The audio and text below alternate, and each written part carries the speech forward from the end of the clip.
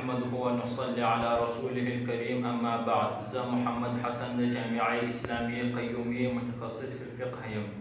محترم سامعینو، مخکې تاسو ته په دوهمه مرحله کې هغه زموږ ملګرو ترجیحات التزامي او ترجیحات صریحي بیان کړي. غواړم چې د هغو په اړه ستاسو سره یو څو تنبیهات شریک کړم.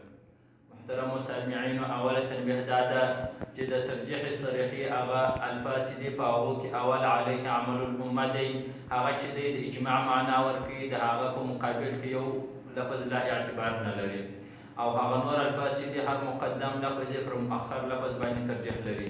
او دوهمه تنبیه دا ده چې د ترجیح صریحي د ادنا لفظ په مقابل کې ترجیح التزامي اعتبار نه لري. او دریمه تنبیه دا ده چې د ترجیح صریحي الفاظ چې دي د دغه مجتهدینو څخه ما سوا د مجتهدینو هم د هغه پنځو اولو طبقو څخه ما سوا بل د هیچ چا د اعتبار نه لري. او د ترجیح التزامي چې ده هغه د هغه شپږمې طبقې د هم اعتبار لري. او څلورمه تنبیه دا ده چې احوط او احتیاط چې دي دا د علیه عمل الامه په مقابل کې نه راځي، او بل چې د هر لفظ په مقابل کې راشي هغه فتوا پر احوط او احتیاط باندې تقوا ده، په مقابل باندې هم فتوا ورکول هغه جواز لري.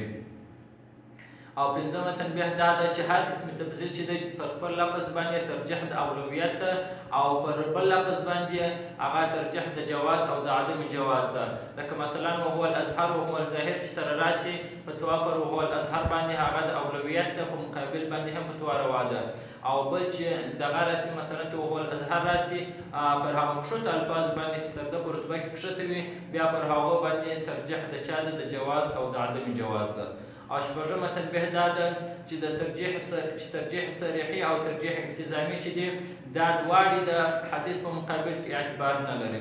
لکه د ماپښین د 4 رکعاتو سنت په باره کې هغه عالمګیري جلد اول 112 صفحه کې وایي وعلیه الفتوا چې 4 رکعاته په اول کې، او دور مختار پر هامیش د رد المحتار 511 صفحه جلد اول کې وایي وبه یفتا چې 4 رکعاته په اول کوي.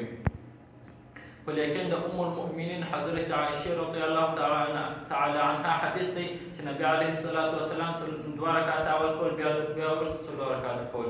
نو دلته چې دی هغه ترجیحاتو ته اعتبار نشته. مبتدی قول دا دی چې د مخ په 2 رکعاته کوي، بیا 4 رکعاته کوي.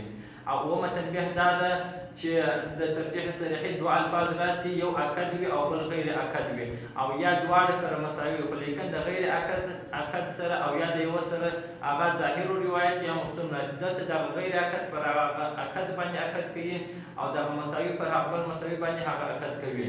د دوه مثالونه هغه د محتاط په 233 صفحه جلد اول او په 519 صفحه 5 جلد کې هغه بیان کړي دي.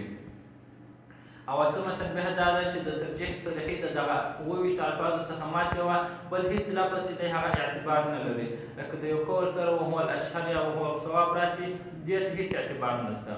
او نهمه تنبیه دا ده چې د یو قول سره لفظ د ترجیح راسي، بیا پر هغه باندې چې هر اعتراضات وسي هغه اعتبار نه لري، هغه کې اعتراضات په مجاب او په غیر مجاب. او لسمه تنبیه دا ده چې د استحسان 5 اقسام دي. په درو اول اقسام کې ترجیح د جواز او د عدم جواز ده، او په دغه پر قیاس باندې، او په دغه 2 اخرو اقسام کې چې د بیا ترجیح پر قیاس باندې هغه د چا ده؟ د اولویت ده. والله سبحانه وتعالى اعلم بالصواب.